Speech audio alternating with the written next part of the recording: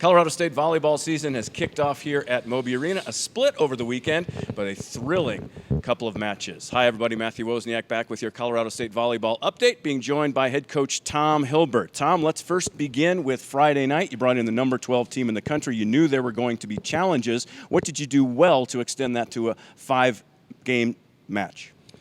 Well, we just put everything all together in set 3. Okay. I think that's really what it was, is that we had good performances and good balance from all of our hitters. We made a sub and brought in Sasha Colombo on the right side, and even though she only got set twice, it still opened up a little bit for us. And Jessica Jackson had a good set hitting in the third set too.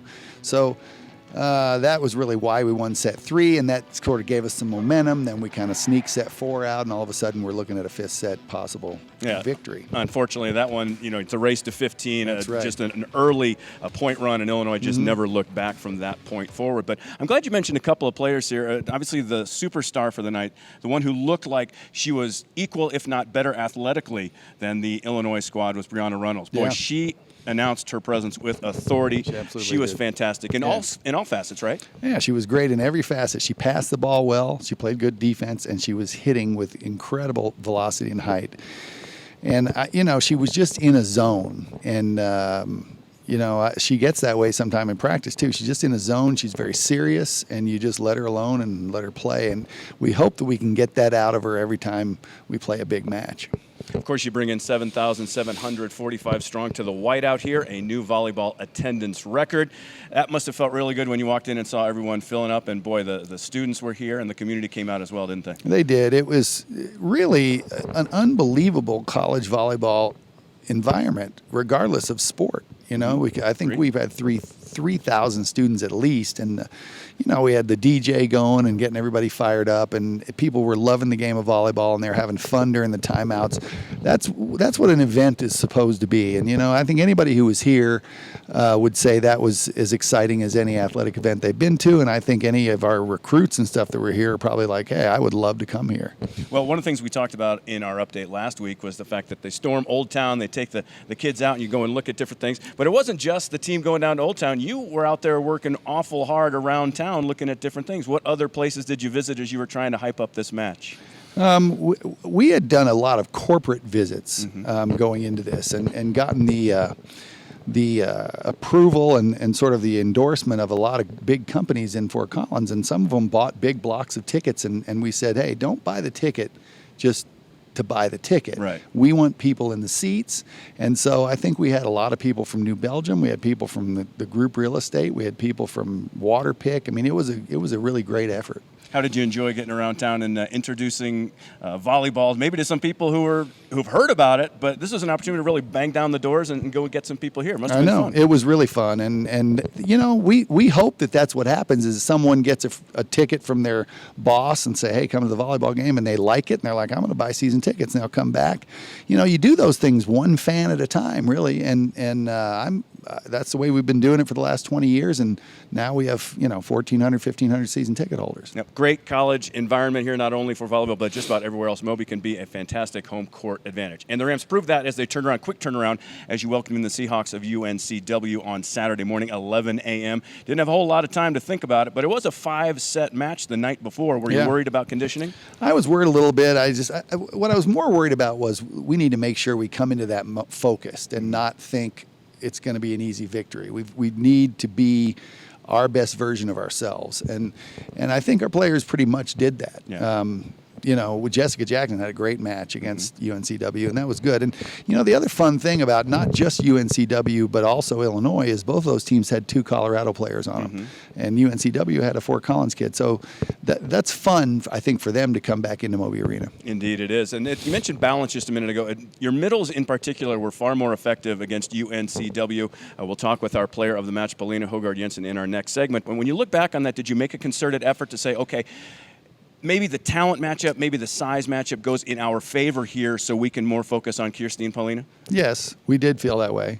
I didn't not feel that way against Illinois. It just didn't work out. There you go. Fair enough. But I do think that, we were trying to get more balls to the middle and right against UNCW, and we did do that, and that helped balance our offense. And you mentioned Sasha Colombo filling in at the U of I match. She came in. She had a great match as well, hitting .467, 9 kills for her. What was her game like, and why was she so effective?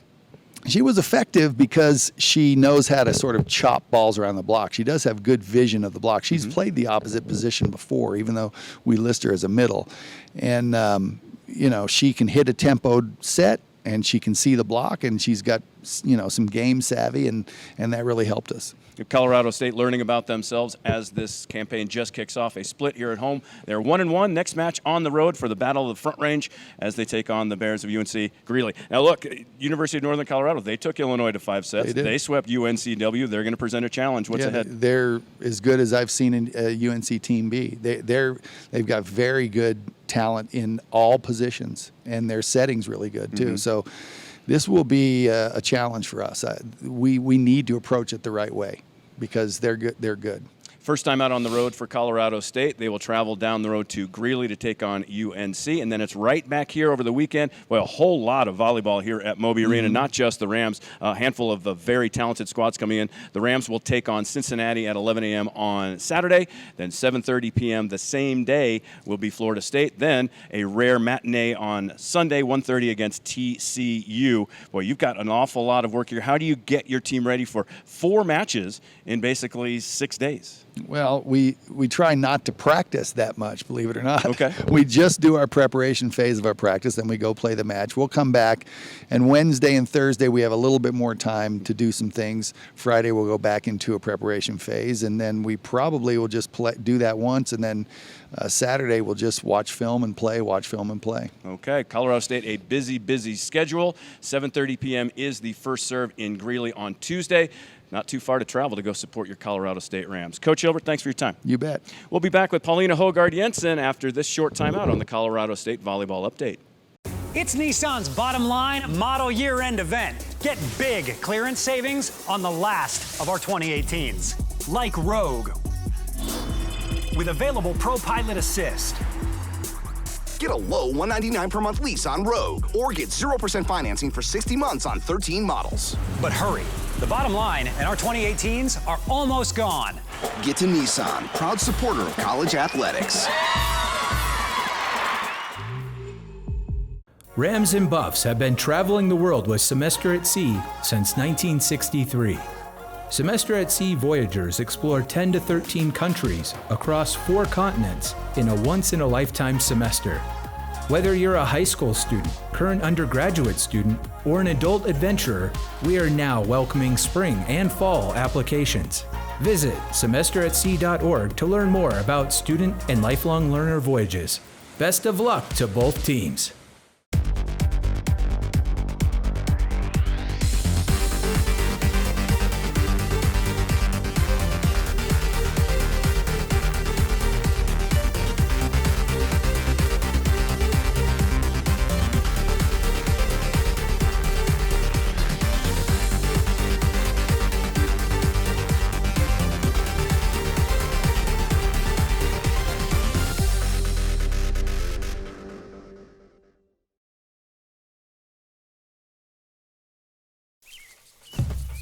I said I'm proud to be a CSU Ram. I said I'm proud to be a CSU Ram. I said I'm proud to be a CSU Ram. Cause I'm proud to be a CSU Ram. And I'm proud to be a CSU Ram. I said I'm proud to be a CSU Ram. Oh yes, I'm proud to be a CSU Ram. I said I'm proud.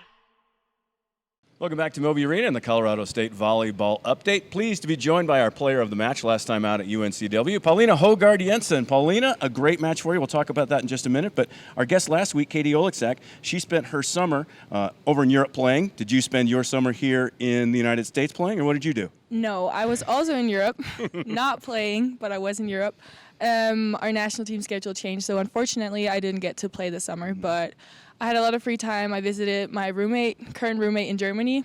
Nice. Yeah, so I got to travel around Europe, but... Well, everyone knows from Copenhagen is Paulina Hogard-Jensen. Give us a little thing about Denmark. What do you like so much about Denmark? What is a great little travel brochure or a little sales pitch to get us to go travel to Denmark? Because you spent a lot of time here. I would definitely say rent a bike and just ride your bike around the Sounds city. familiar to Fort Collins. Yeah, it's different, way different. Like if you think there's a lot of bikes here, it's so different. It's like driving a car. You need to know the rules, and if you don't know the rules, people will yell at you. And yeah. Okay. Colorado State relying on Paulina and Kirsty Hillier, their big medals. Of course, she was one of the top performers in the country last season, hitting over 400. Let's talk about this season. You had a little bit of struggle on Friday night against the University of Illinois, but you turned that around. You ended up leading the Rams with 10 kills. You also hit 467 for that match. What was the difference in your mind between Friday and a quick turnaround on Saturday morning? Obviously, a lot of nerves Friday. We were very nervous about it because first game, biggest crowd. Tom even said it. It's going to be a lot of people.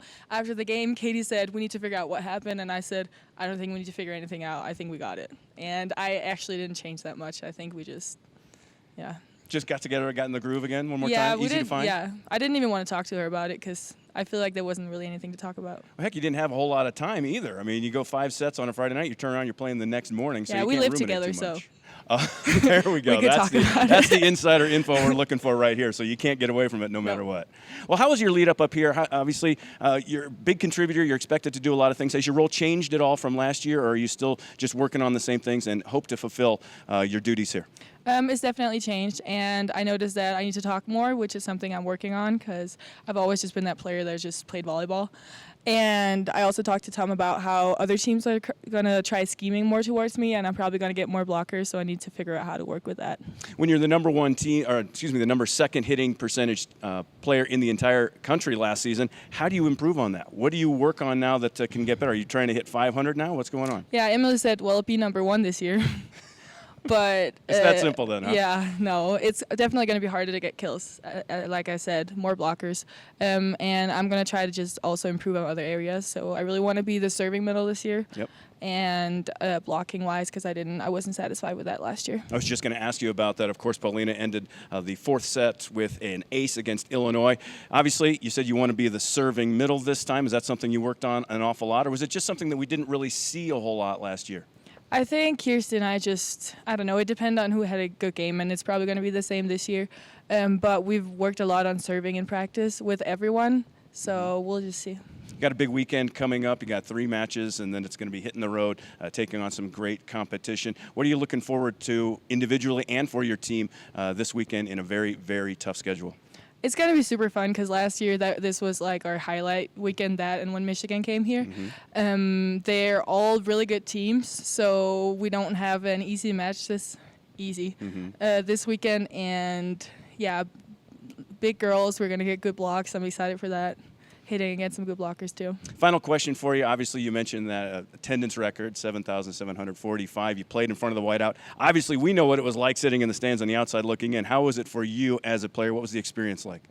It's always, in the beginning, there's a lot of noise. You need to get used to that because that's not how every single game is. Mm-hmm. So I noticed the first time when Katie and I didn't connect, I think she just didn't hear what I was saying. Right. Because I wasn't expecting. I had to yell a little louder. But then once, set 1 goes away, set 2, you notice the crowd, but you don't notice people. My parents were actually here, and they asked me if I could hear them, and I said, I'm sorry, no. Probably not, even though they're yelling.